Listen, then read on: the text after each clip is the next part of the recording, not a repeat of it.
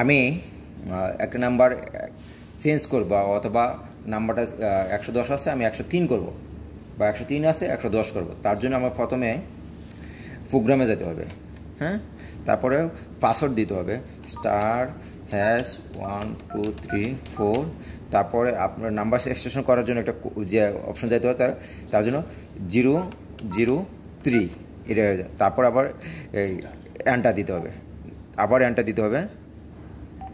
এখন এরো বাটন দিয়ে আমি যে নাম্বারটা চেঞ্জ করব সেই নাম্বারে যাব আমরা, হ্যাঁ 3 আছে, হ্যাঁ ধর এখানে কিন্তু 10 নাই, আমি চাচ্ছি 3কে 10 বানাবো, তো আমি আবার 3-এ যাচ্ছি 3।